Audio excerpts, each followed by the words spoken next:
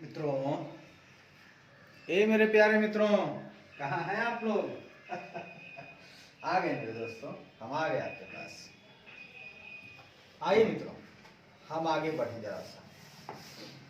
जैसा कि हम लोगों ने AS4 को आरंभ किया है, contingency and events occurring after the balance date, हम लोग इसको बढ़ा रहे हैं, जिसमें कल हमने देखा इलस्ट्रेशन 3 को कि एक लीगल सूट हुआ था, कंपनी ने किया था डेटर्स को लेकर के। तो लीगल सूट में पता चल रहा था, उनका जो लीगल ओपिनियन मिला काउंसिल के द्वारा कि भैया उनको रिकवरी का चांस नहीं है। सूट किए थे 31 मार्च को, अमाउंट भी एकदम डिटरमाइन है था, उसका एस्टिमेशन अच्छा था, कंप्लीट था। AS4 कहता है कि हम एसेट लायबिलिटीज को एडजस्ट कर सकते हैं उस इवेंट के अमाउंट से के एस्टिमेशन से संबंधित अगर कोई कंडीशन बैलेंस शीट को एग्जिस्ट कर रही है तो।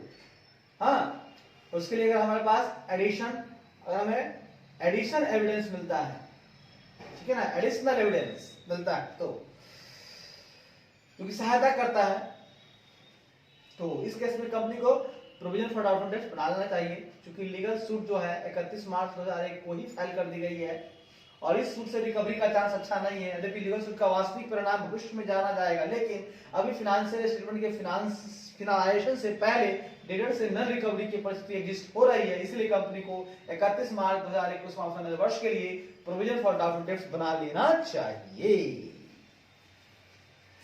आइए मित्रों,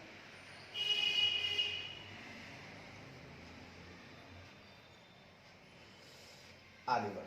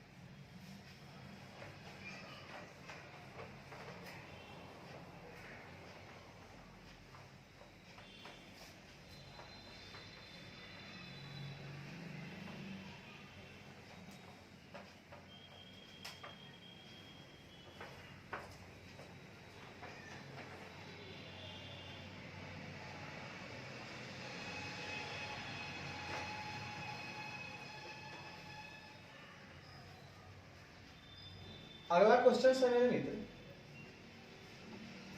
वो कहता है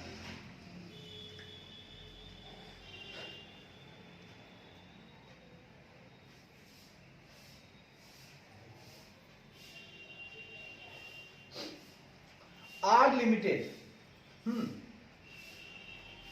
देखिएगा 31 मार्च 2001 को समाप्त होने वाले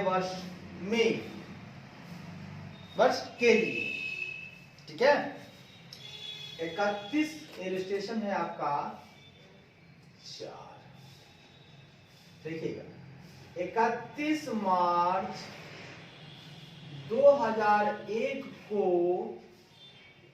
समाप्त होने वाले वर्ष के लिए आर लिमिटेड के फिनेंशियल स्टेटमेंट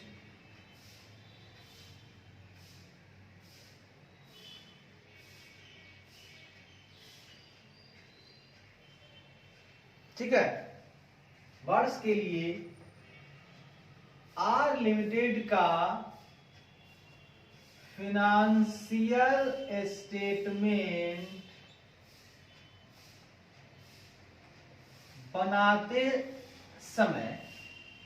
बनाते समय हमें कुछ इंफॉर्मेशन का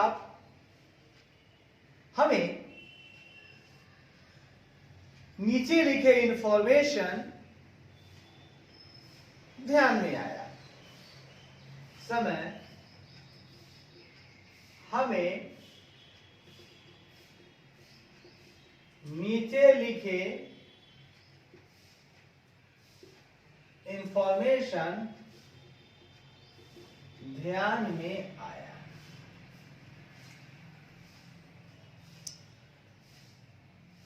हमें कारण सहित बताएं,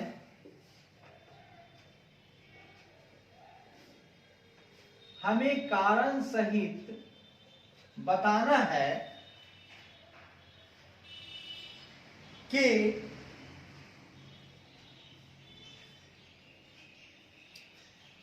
बताना है कि इसे फिनेंशियल स्टेटमेंट में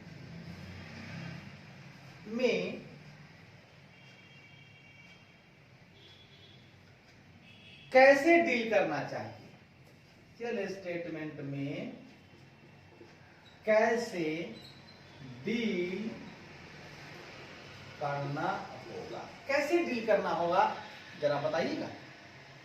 यस सर, जरूर बताएंगे, क्वेश्चन तो बताइए, आइए बताते हैं।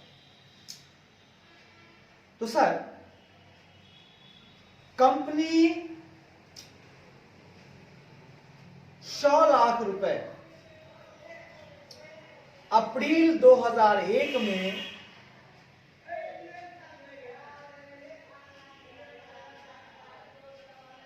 सुनिएगा,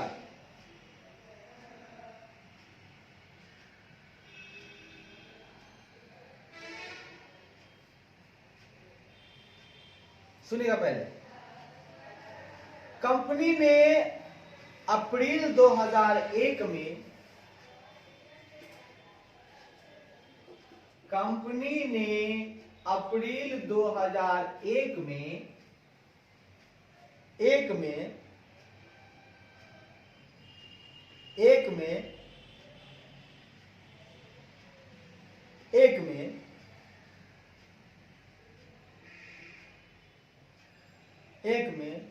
सिमिलर बिजनेस करने वाली दूसरी कंपनी,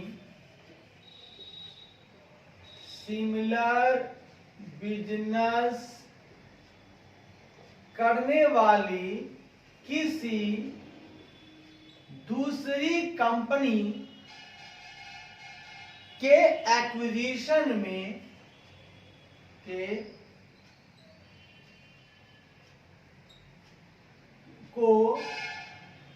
एक्विजिशन करने के लिए 100 लाख रुपए इन्वेस्ट किया, के लिए 100 लाख रुपए इन्वेस्ट किया, जो कि बोर्ड ऑफ डायरेक्टर द्वारा फाइनेंशियल स्टेटमेंट को अप्रूवल से पहले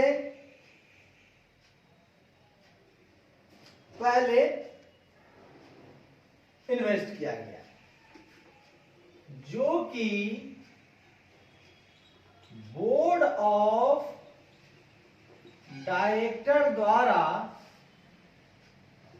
बैलेंस शीट के अप्रूवल से पहले ही इन्वेस्ट किया गया। मित्रों, ये इन्वेस्ट कब किया है और बातचीत क्या गया, तथा इसके लिए नेगोशिएशन यानी कि बातचीत भी इसी वर्ष के दौरान शुरू हुई, इसी वर्ष के दौरान शुरू हुई। मतलब सुनिएगा क्या कहना चाहता है। आर लिमिटेड जो है उसका हम लोग बना रहे थे दोस्तों फाइनेंशियल स्टेटमेंट। एक सेकेंड,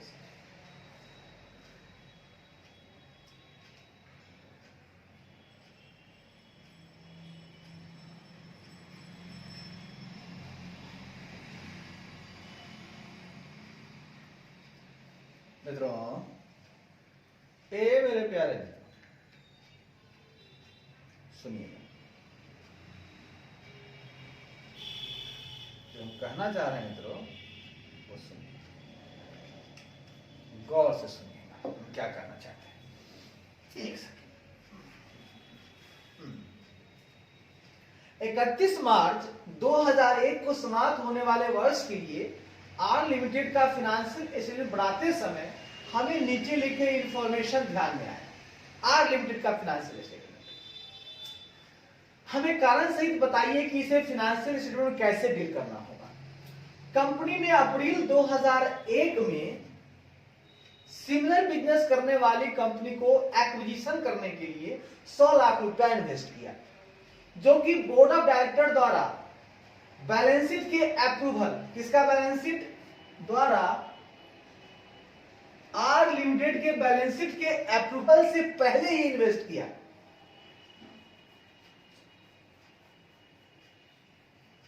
आर लिमिटेड ने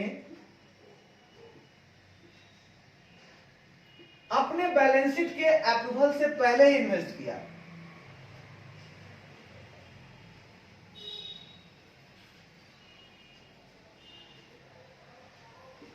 आर लिमिटेड के बैलेंस शीट के अप्रूवल से पहले इन्वेस्ट किया तथा इसके लिए नेगोशिएशन भी इसी वर्ष के दौरान शुरू हो गई। नेगोशिएशन, बातचीत करना। आप बताओ मित्रों, गौर से आप एक रेखा खींचिए। 1/4 समाप्त कब हो रहा है दोस्तों? 2001 में। तो 1/4/2000 से 1/4/2001 हुआ। ये वर्ष का टाइमिंग है, अप्रैल, यानी शुरुआत में ही इसने इन्वेस्ट कर दिया है। हाँ, शुरुआत में ही कर दिया। यहां होगा 31 मार्च। तो शुरुआत में ही कर दिया, तो हमें क्या करना चाहिए मित्रों? खुल के बताइए क्या करना चाहिए। सुनिए, एज फॉर रिवाइज्ड क्या बताता है? एज फॉर, इसका आंसर दे देते हैं। AS four revised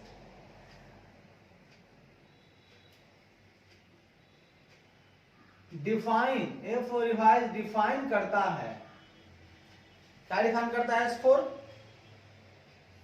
event four revise बताता है, डिफाइंस करता है event occurring after the balance sheet date. क्या बताता है? इवेंट अकरिंग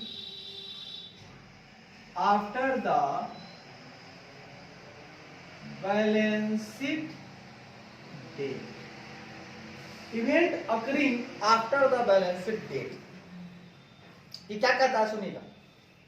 एज फोर इसके लिए कहता है दोज सिग्निफिकेंट इवेंट्स, वैसे महत्वपूर्ण इवेंट्स,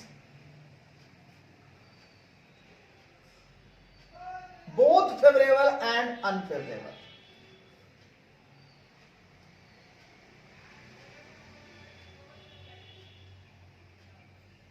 ठीक है? वैसे सिग्निफिकेंट इवेंट्स, वैसे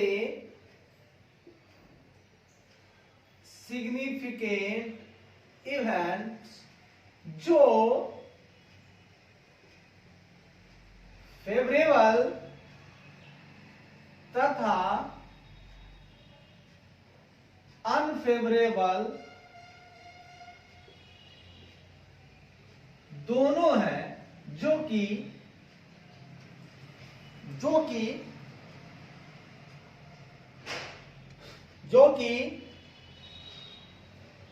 बैलेंस शीट डेट, जो कि बैलेंस शीट डेट तथा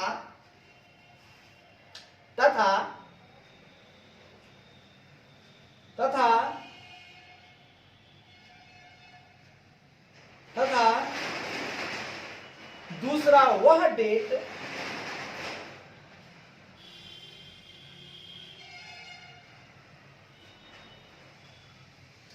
डेट तथा दूसरा वह डेट जिस पर दूसरा वह डेट जिस पर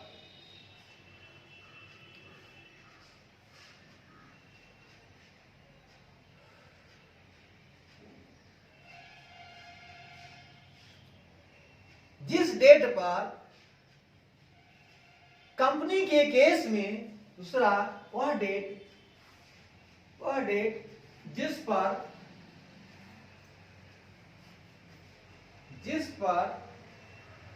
कंपनी के केस में अप्रूविंग अथॉरिटी द्वारा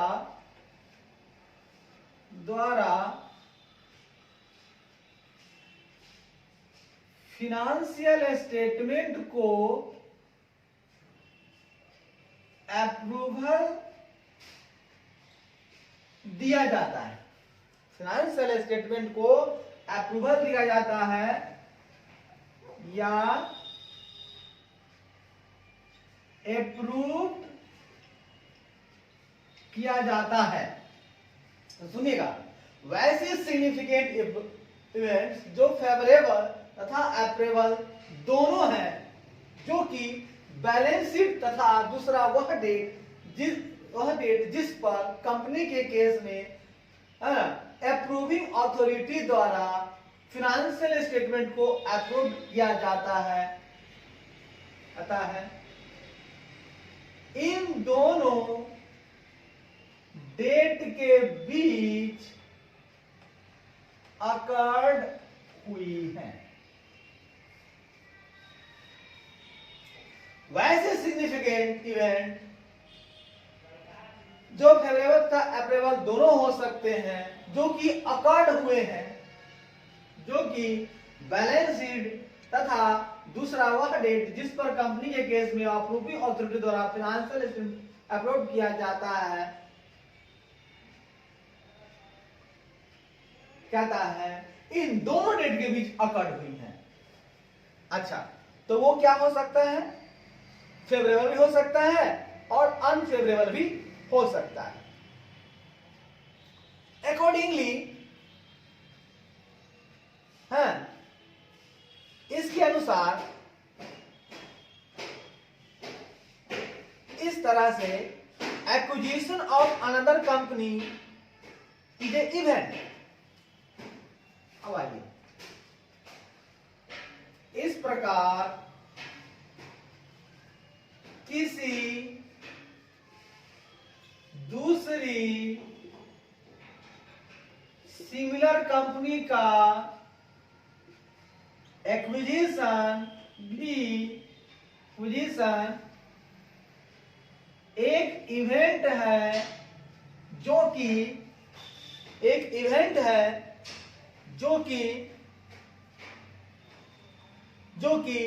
बैलेंस शीट डेट के बाद अकर्ड हुई है, जो कि बैलेंस शीट डेट के बाद अकर्ड हुई है ना। अप्रैल 2001 में हुआ है, सुन लीजिएगा, 31 मार्च है ना, ये कहानी है। 1 अप्रैल को इसने क्या किया है साहब? एक्विजिशन किया है। इस पर दिमाग को नोट कीजिएगा। एक्विजिशन कब किया है? 1 अप्रैल 2001 को, जो बाद में हुआ है। सुनिएगा, However, इस प्रकार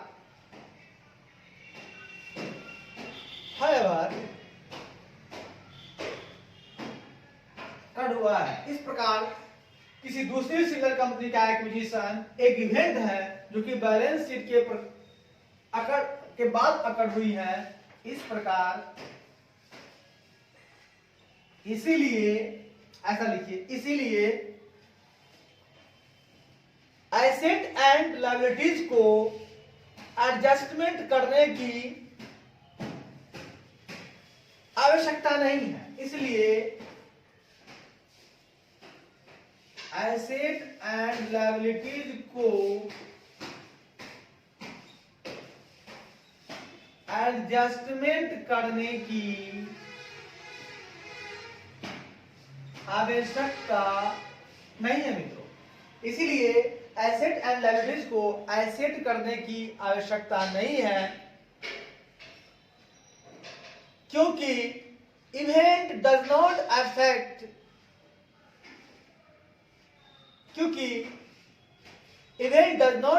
the determination and condition of the amount stated in the financial statement for the year ended 31st March 2001, क्योंकि इवेंट्स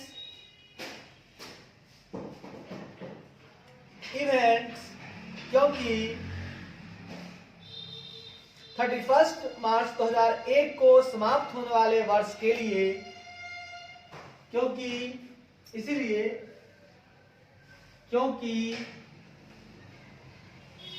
31 मार्च 2001 को समाप्त होने वाले वर्ष के लिए बने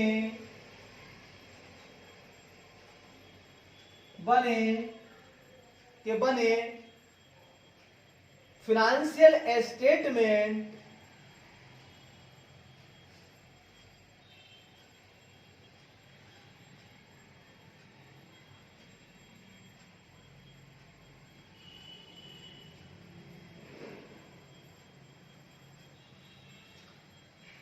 इसीलिए एक इवेंट है नहीं है, क्योंकि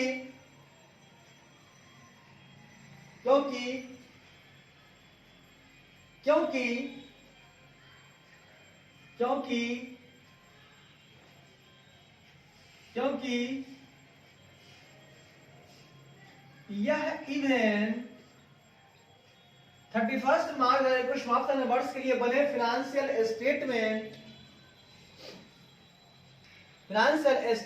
में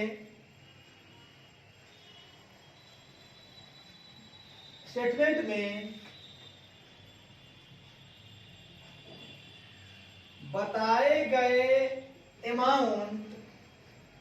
गए अमाउंट के डिटर्मिनेशन और कंडीशन पर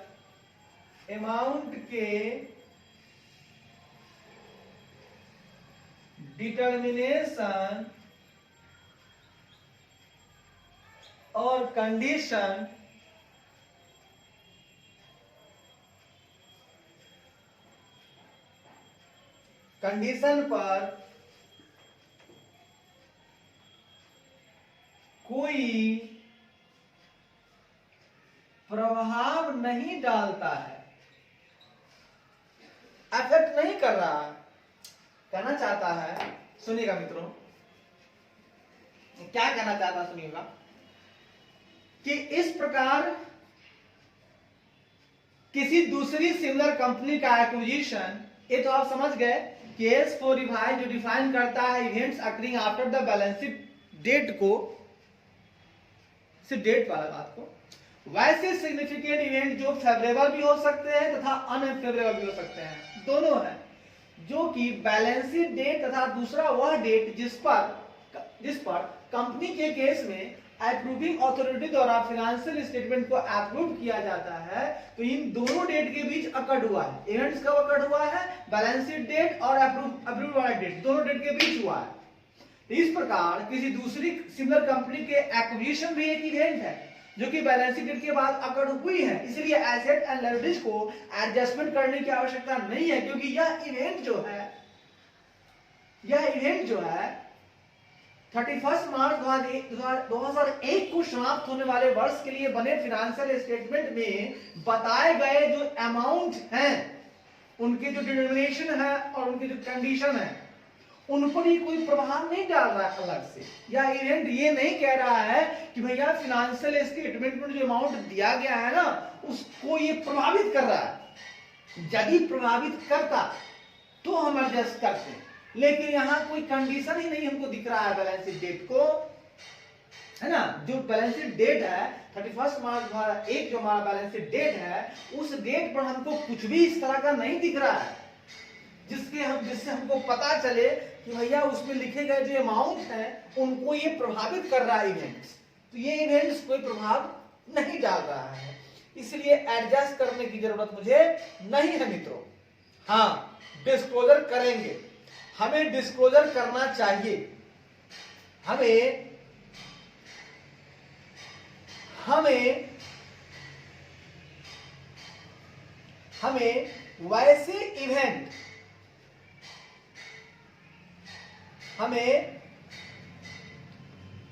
वैसे इवेंट जो कि बैलेंस शीट डेट के बाद अकर्ड हुए हैं,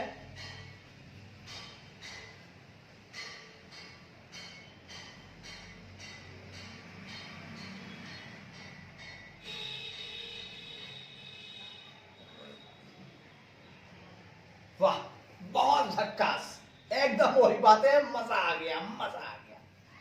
कहना है हमें वैसे इवेंट, आप सुनिएगा, नहीं डालता है, आगे लिखिएगा, वैसे इवेंट जो कि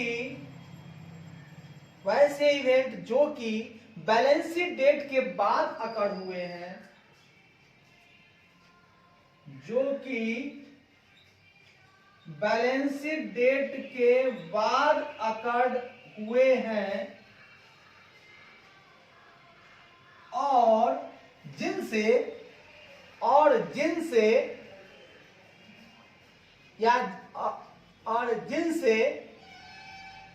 एंटरप्राइज का और जो मटेरियल चेंज को रिप्रेजेंट करते हैं, जो कि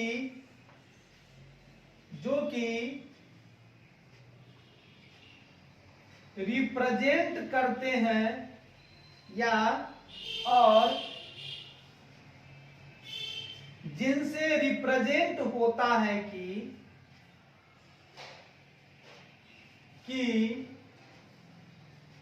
एंटरप्राइज में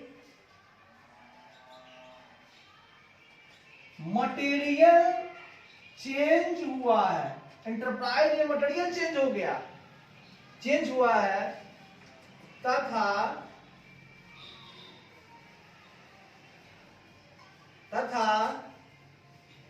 एंटरप्राइज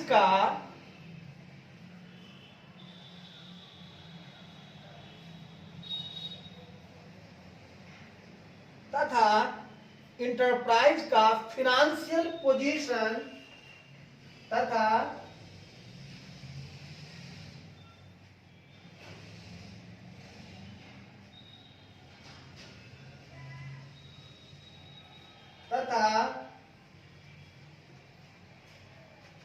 इस इवेंट के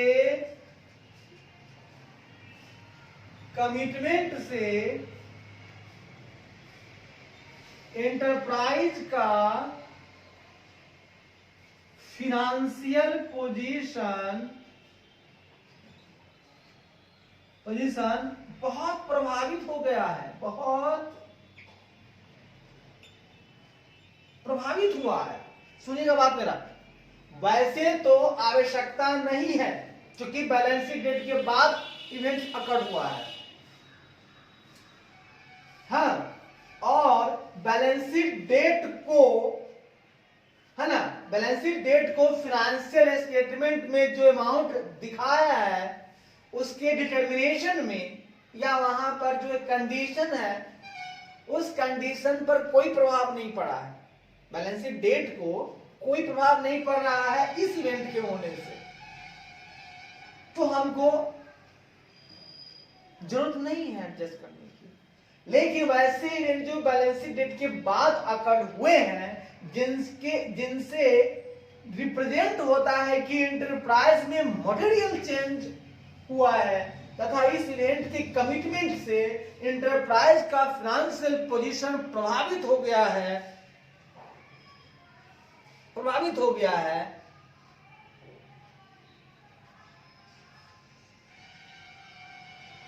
तो इस हालात में हमें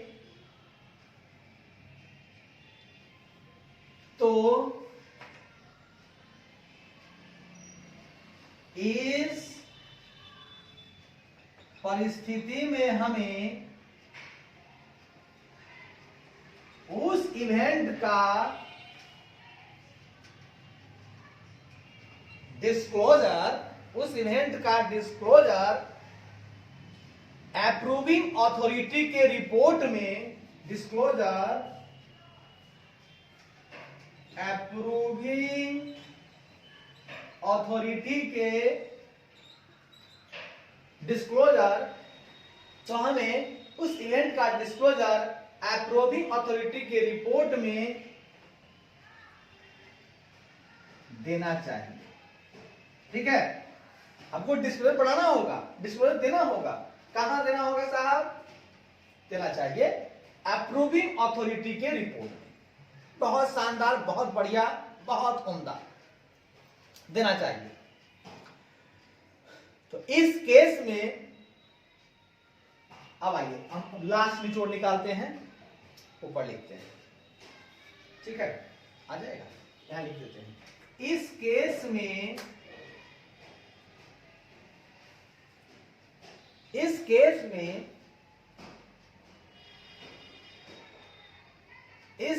में अप्रैल 2000 इस केस में अप्रैल 2001 में दूसरी कंपनी के एक्विजिशन के लिए, हाँ, अप्रैल में दूसरी कंपनी के एक्विजिशन के लिए इन्वेस्ट किए गए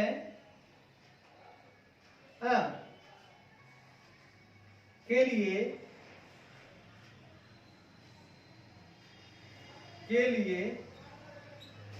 आर लिमिटेड द्वारा इन्वेस्ट किए गए 100 लाख रुपए को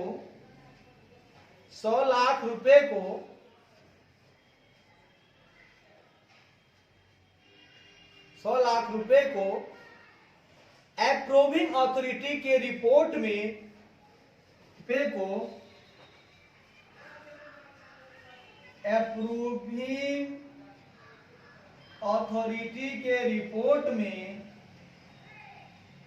डिस्क्लोज करना चाहिए। तो इस केस में चूंकि अप्रैल 2001 ये क्या हुआ? After the balance sheet date आपने दूसरी कंपनी के एक्विजिशन के लिए आर लिमिटेड द्वारा इन्वेस्ट किए गए 100 लाख रुपए को अप्रूविंग अथॉरिटी के रिपोर्ट में डिस्क्लोज करना चाहिए। कहां डिस्क्लोज करना चाहिए? अप्रूविंग अथॉरिटी के रिपोर्ट में डिस्क्लोज करना चाहिए, ताकि फिनेंशियल स्टेटमेंट के यूजर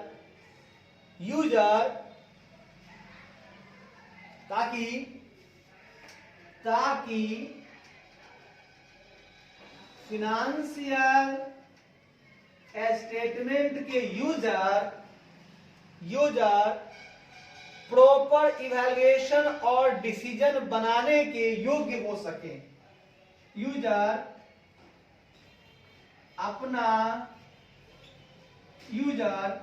प्रॉपर इवैल्यूएशन तथा डिसीजन लेने योग्य बन सके, ताकि फाइनेंशियल स्टेटमेंट के यूजर प्रॉपर इवैल्यूएशन तथा डिसीजन लेने योग्य बन सके, हो जाए, योग्य हो जाए। बात को समझिएगा, बहुत ही उम्दा था, बहुत बढ़िया था, एकदम समझ के चलेंगे तो बहुत मजा आएगा मित्रों, बहुत शानदार मजा आएगा। तो क्या कह रहे थे मेरे प्यारे मित्रों, हम कह रहे थे मेरे मित्रों कि इस केस में भी वही हालात हो गई है कि घटनाएं बैलेंस शीट डेट के बाद हुई हैं और उन घटना से प्रभाव तो पड़ा है, चूंकि इन्वेस्ट कर रहे हैं 100 लाख रुपए, बहुत बड़ा प्रभाव है। और हमको लगता है कि इंटरप्राइज का जो है फिनेंशियल पोजीशन में बदलाव बहुत भारी आया है और मटेरियल चेंज हुआ है, छोटा मोटा चेंज नहीं है, बड़ा चेंज हुआ है। तो इस बात को आप जो है 100 लाख रुपए वाली बात को इन्वेस्टमेंट किए हैं, वो बात को आर लिमिटेड के जिस टाइम आरएमडी क्या करेगा, वो अप्रूव जो करता है ना, एक अथॉरिटी अप्रूव करता है इसको, तो वो अप्रूव हम बैलेंस शीट में तो नहीं दिखाएंगे, तो अप्रूविंग अथॉरिटी के रिपोर्ट में खाली लिख देंगे कि 100 लाख रुपए इन्वेस्ट किया गया, ताकि जो फाइनेंशियल स्टेटमेंट को यूज करने वाले हैं, जो देखते हैं समझते हैं, उसके हिसाब से डिसीजन लेते हैं, हाँ, उसको डिसीजन करने में भी आसानी होगी और वो इवैल्यूएट भी कर पाएंगे कि कंपनी की अभी हालात कैसी है। तो फाइनेंशियल स्टेटमेंट यूजर को बड़ा ही मजा आएगा, वो आराम से अपना डिसीजन ले लेंगे और वो देख देख करके इवैल्यूएशन कर लेंगे। धन्यवाद। अब हमारे पास आ गया 5, 6, 7, 3 बचे हुए हैं। अगर हम 5 कर लें आज तो 6, 7 बचेंगे। 5 थोड़ी देर मित्रों, 1 सेकेंड मित्रों।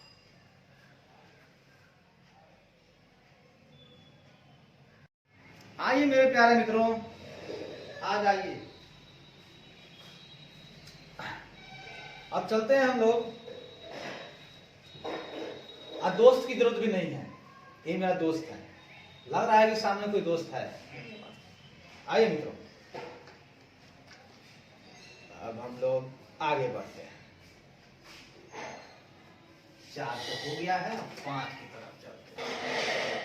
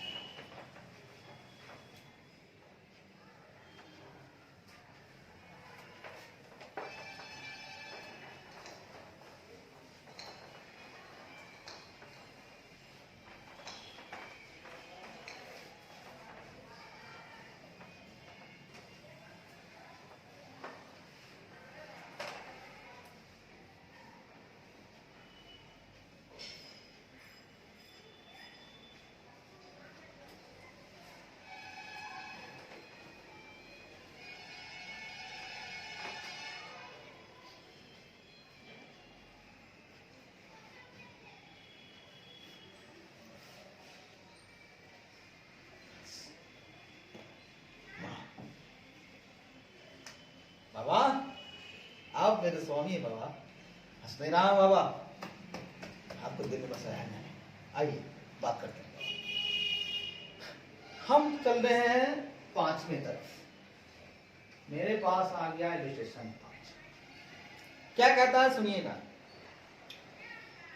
ए limited company close its accounting year on 30/6/2001। एक लिमिटेड कंपनी, एक लिमिटेड कंपनी जो अपना अकाउंटिंग ईयर, जो अपना अकाउंटिंग ईयर 30/6/2001 पर 30/6/2001 पर समाप्त किया। ए लिमिटेड जो अपना अकाउंटिंग ईयर 30/6/2001 को समाप्त किया या 2001 पर समाप्त किया, और accounts for that period were considered and approved by the board of directors on 20th August। ये हुआ साहब 30 जून है, 30 जून है तथा और इस पीरियड का अकाउंट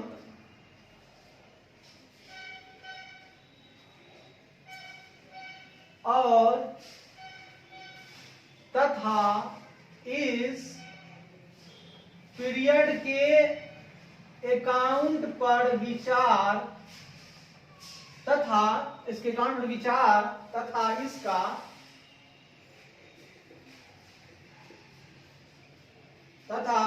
इसका अप्रूवल तथा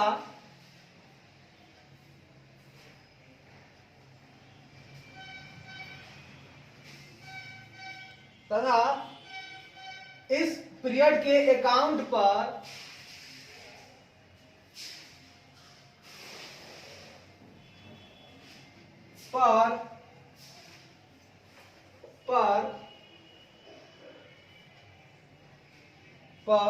बोर्ड ऑफ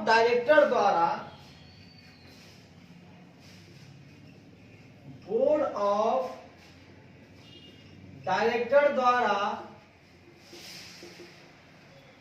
विचार एवं अप्रूवल किया गया। विचार भी किया गया इस अकाउंट पर, बोर्ड ऑफ डायरेक्टर द्वारा विचार एवं अप्रूवल किया गया। ठीक है, पर 20 अगस्त 2001 को, पर 20 अगस्त 2001 को बोर्ड ऑफ डायरेक्टर द्वारा विचार भी किया गया और उसका अप्रूवल भी किया गया। अकाउंटिंग ईयर खत्म कब हुआ? 30 जून को, और अप्रूव हुआ 20 अगस्त को। अच्छी बात। कंपनी जो है ना, कंपनी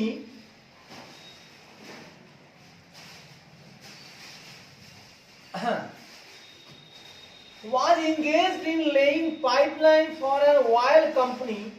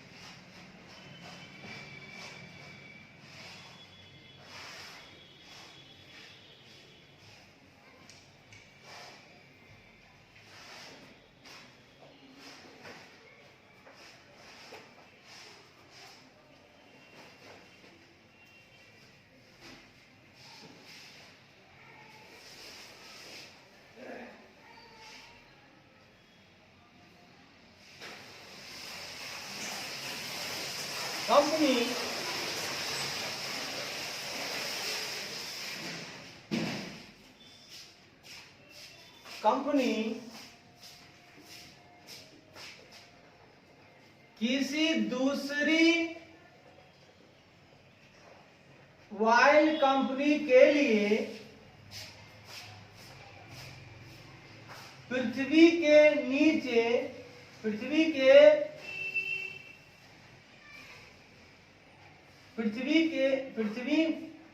में गहरी नीचे की ओर, नीचे की ओर पृथ्वी में, नीचे की ओर पृथ्वी से, पृथ्वी के नीचे की ओर गहराई में पाइपलाइन बिछाने के काम में इंगेज हो गई। क्या करा सुनेगा? The company was engaged in laying pipeline for an oil company deep benefit to the earth। ये कंपनी जो है इंगेज हुई दूसरी ऑयल कंपनी के लिए पृथ्वी के नीचे की ओर गहराई में पाइपलाइन बिछाने के काम में इंगेज हो गई। ठीक है, अच्छी बात है, इंगेज हो गई। While doing the boring work, है ना, जबकि बोरिंग का काम 1/9/2001 को किया, जबकि BOARING, क्योंकि बोरिंग का काम BOARING नहीं BORING, जबकि बोरिंग का काम 1/9 का महीना हो गया, जनवरी फरवरी मार्च अप्रैल मई जून जुलाई अगस्त सितंबर, ये हुआ 1 सितंबर 2001 को काम को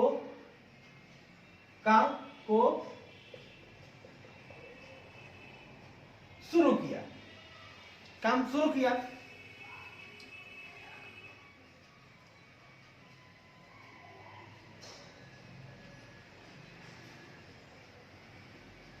It had made a rocky surface, और उसे वहां शुरू किया और उसे वहां रॉकी सरफेस मतलब पत्थर वाला, रॉकी, उसे वहां रॉकी सरफेस मिला। ठीक, रॉकी सरफेस मिला। बैठिए आता है, उसे रॉकी सरफेस मिला जिसका एस्टिमेटेड, जिसको अनुमान किया गया तो पता चला, मिला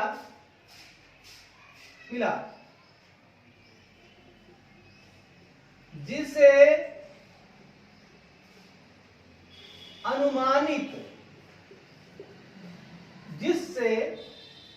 अनुमानित किया गया कि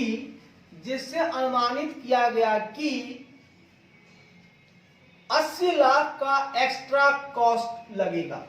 क्या आएगी? 80 लाख का एक्स्ट्रा कॉस्ट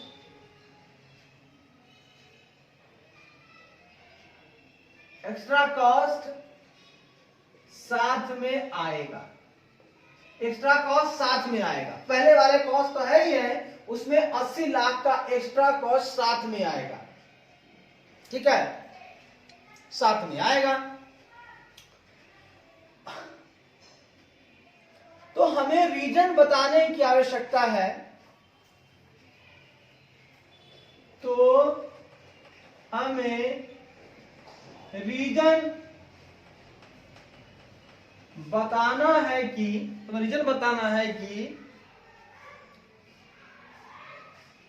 30/6/2001 को समाप्त होने वाले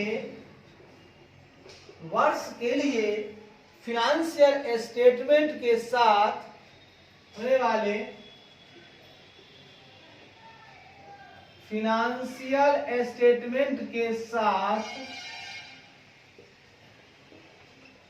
इस इवेंट को कैसे डील करना होगा। अब सुनिए मेरे मित्र, ये बहुत अच्छा क्वेश्चन है, दिल खुश कर दिया। क्वेश्चन कहता है मित्रों,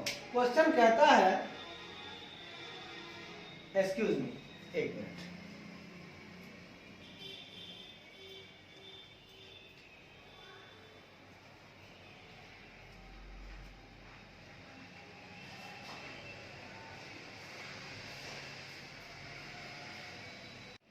मित्रों ये क्या कहता है जरा सुन लीजिएगा ना मित्रों। ए मेरे प्यारे मित्रों, ये हम कहना चाहते हैं, तो सुनिएगा, बात समझिएगा कि एक लिमिटेड कंपनी जो अपना अकाउंटिंग ईयर 30 जून 2001 पर समाप्त करती है और इस पीरियड का अकाउंट पर 20 अगस्त 2001 को बोर्ड ऑफ डायरेक्टर द्वारा विचार किया गया एवं अप्रूवल किया गया 20 अगस्त को, यानी कि जून में। इसको ऐसे समझिएगा तो अच्छा लगेगा। एक ये रहा, इसका इंड, आरंभ कुछ भी हो छोड़िए ना, इंड है आपका 30/6/1 और अप्रूवल डेट कौन है, अप्रूव्ड हुआ है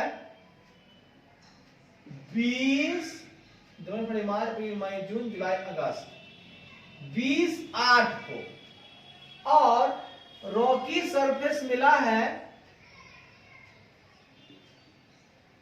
रॉकी सरफेस मिला है आपको 1 सितंबर को, 1 मार्च अप्रैल मई जून जुलाई अगस्त सितंबर 1/9 को। अब सुनिए, यहां पर इवेंट हुआ है, ठीक है ना। अप्रूवल डेट के बाद हमको रॉकी सरफेस मिला और लग रहा है कि एक्स्ट्रा कॉस्ट लगेगा 80 लाख रुपए का। तो कहता है 1 सितंबर को शुरू किया बोरिंग का काम लो। अच्छा पहले सुन लीजिए, 20 अगस्त 2001 को विचार किया गया, कंपनी किसी दूसरी वायल कंपनी के लिए पृथ्वी के नीचे की ओर गहराई में पाइपलाइन बिछाने के काम में एंगेज हुए, जबकि बोरिंग का काम 1 सितंबर को शुरू हुआ और उसे वहां रॉकी सरफेस मिला, जिससे अनुमानित किया गया कि 80 लाख का एक्स्ट्रा कॉस्ट साथ में आएगा। तो हमें रीजन बताना है कि 30/6/2001 को समाप्त होने वाले वर्ष के लिए फाइनेंशियल स्टेटमेंट के साथ इस इवेंट को कैसे डील करें, हम क्या करें, हमें और क्या करना होगा। एक्स्ट्रा कॉस्ट आ रहा है, फाइनेंशियल स्टेटमेंट दिखाएं नहीं दिखाएं, क्या करें। आइए मित्रों इसकी चर्चा हम लोग कर लें प्यार मोहब्बत से, एकदम प्यार मोहब्बत से, देहाती भाषा में चलेंगे, एकदम प्यार मोहब्बत से, एकदम प्यार मोहब्बत चलेंगे, देहाती भाषा में चलेंगे, घबराने की जरूरत नहीं। आइए तो लिखिए इसका आंसर। आप तो जानते हैं, सबसे पहले AS4 रिफाइंड डिफाइन करता है events, contingency and events occurring after the balance sheet date. Contingencies and events occurring after the balance sheet date. ये डिफाइन किया डेट।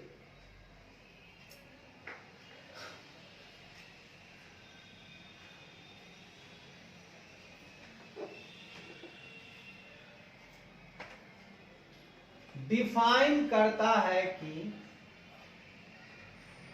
वैसे इवेंट्स जो बैलेंस शीट डेट के बाद अकर्ड हुए हैं, जो बैलेंस शीट डेट के बाद अकर्ड हुए हैं, जो कि सिग्निफिकेंट इवेंट हैं, हुए हैं जो कि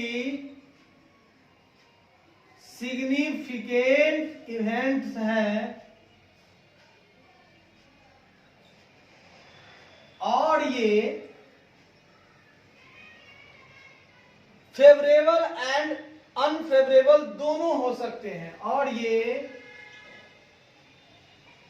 फेवरेबल और अनफेवरेबल, फेवरेबल और अनफेवरेबल दोनों हो सकते हैं।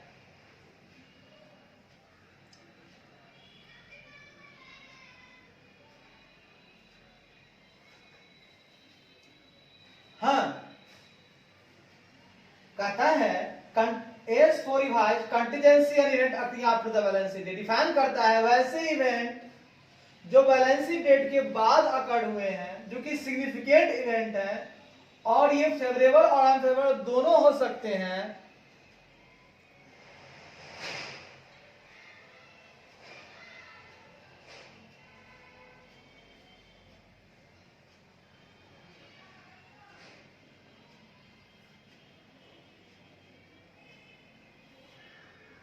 है कि बैलेंस शीट डेट के बाद अकर्ड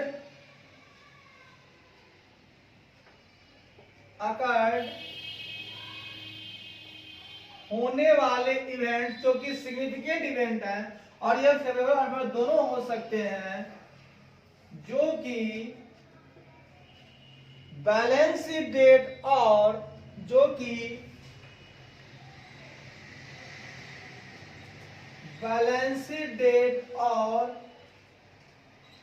वह डेट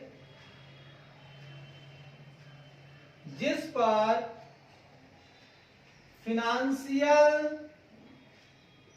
स्टेटमेंट को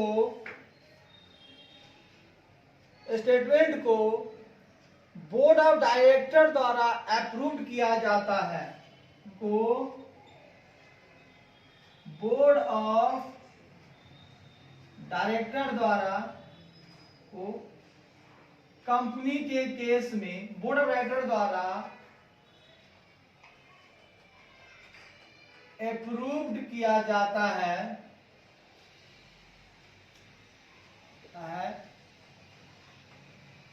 इन दोनों डेट के बीच हुई है। सुनिएगा,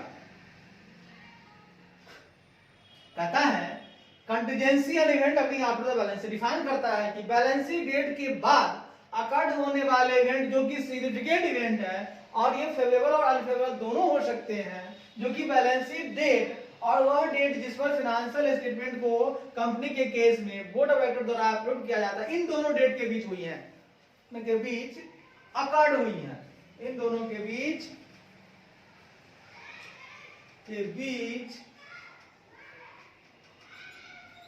अकर्ड हुई है।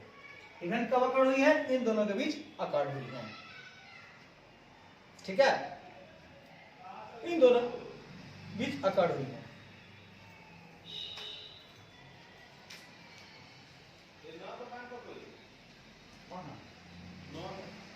बगल में गया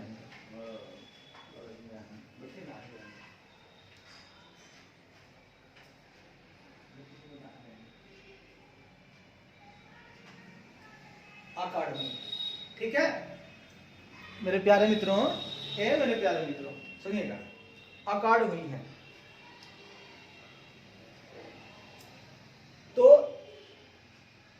इस दिए गए केस में यहां दिए गए केस में इसमें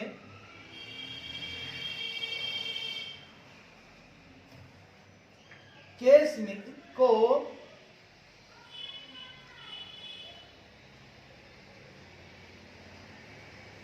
दिए गए केस को ऊपर मेंशन डिफिनीशन के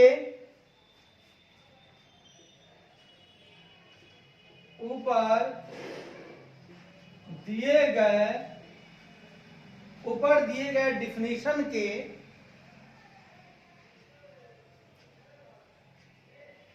को ध्यान में रखते हुए डिस्कस करना होगा। यहां दिए गए केस को, ऊपर दिए गए डेफिनेशन को ध्यान में रखते हुए डिस्कस करना है। और S4 रिवाइज में दिए गए रिक्वायरमेंट्स को भी, डेफिनेशन को ध्यान में रखते हुए तथा S4 रिवाइज्ड के रिक्वायरमेंट को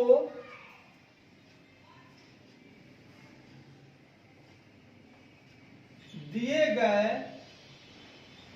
रिक्वायरमेंट को भी डिस्कस करना होगा। क्या कह रहा है सुनिएगा कि जो भी S4 का रिक्वायरमेंट है वो, और जो डिफिनीशन ऊपर हमें बता रहा है वो, इन दोनों को ध्यान में रखते हुए हम लोग इस केस को डिस्कस करते हैं। ठीक है, यहां दिए गए केस को, ऊपर दिए गए डिफिनीशन को ध्यान में रखते हुए तथा एस रिवाइज में दिए गए रिक्वायरमेंट के अनुसार डिस्कस करते हैं। हम लोग अभी डिस्कस करते हैं। ठीक है, इस केस में जो घटना है, इंसिडेंस है, इस केस में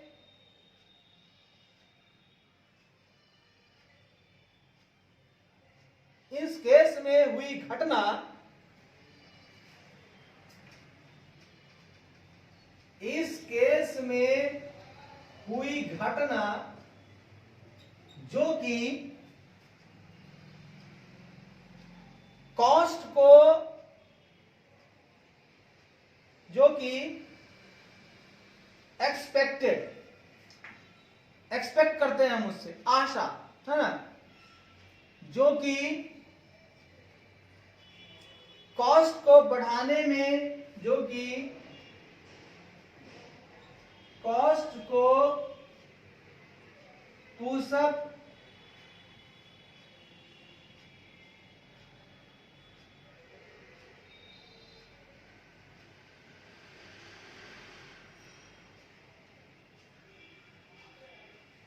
करने के लिए एक्सपेक्टेड है। ठीक है, कॉस्ट को पुशअप करने के लिए इस केस में हुई घटना जो कि कॉस्ट को पुशअप करने के लिए एक्सपेक्टेड है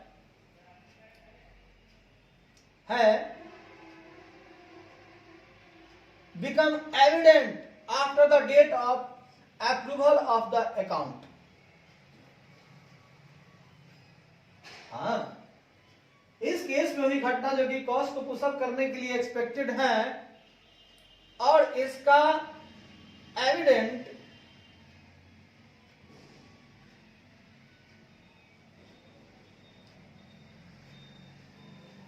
है और इसका एविडेंट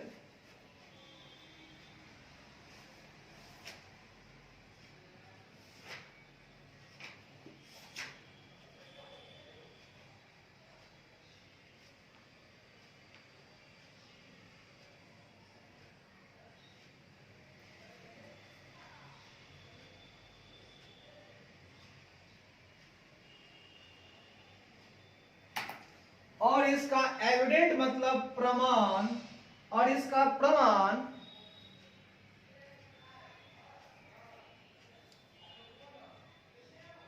अप्रूवल, अकाउंट्स के अप्रूवल प्रमाण, अकाउंट्स के अप्रूवल के डेट के बाद मिली। इसका प्रमाण कहां मिल रहा है हमको? अकाउंट्स के अप्रूवल डेट के बाद हुआ। हे भैया, जब अप्रूवल भी हो गया तो एकड़ा तू कैसे करवा, एडजस्ट कैसे करवा? इसीलिए it is not an event again after the balance sheet date. इसलिए यह इवेंट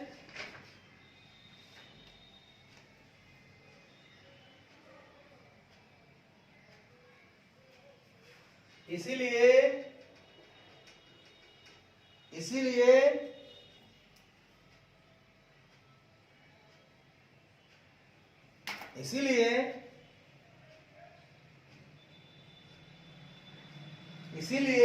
यह event occurring after the balanced date नहीं है। इसलिए यह इवेंट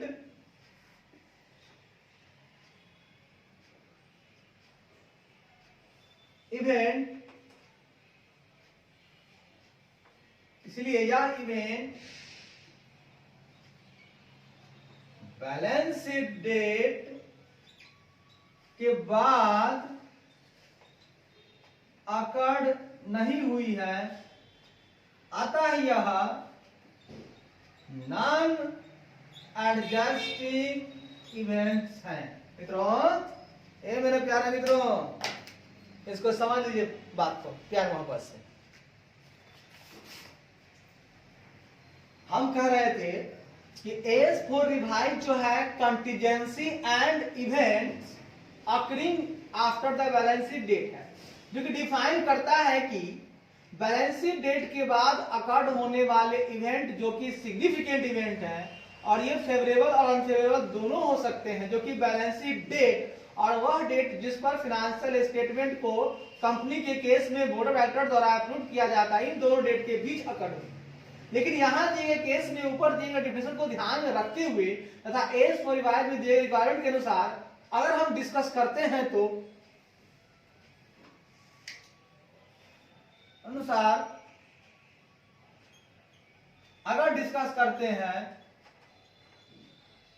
तो पाते हैं कि इस केस में हुई घटना जो कि कॉस्ट को पुशअप करने के लिए एक्सपेक्टेड है, वो आशा करता है, एक्सपेक्टेड है,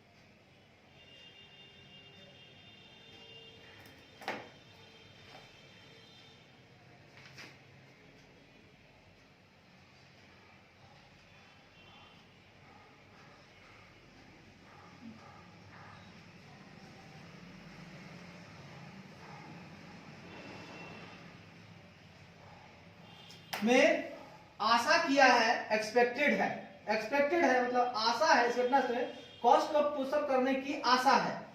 यह घटना जो है आशान्वित है, मतलब आशा कर रहा है कि कॉस्ट को पुशअप होगा, और इसका प्रमाण हमको अकाउंट के अप्रूवल डेट के बाद मिला है। प्रमाण तो बाद में मिला है, अप्रूवल के बाद मिला है, इसलिए यह इवेंट बैलेंस शीट डेट के बाद अकर्ड नहीं हुई है, अकर्ड हुई नहीं मानी जाएगी, अकर्ड हुई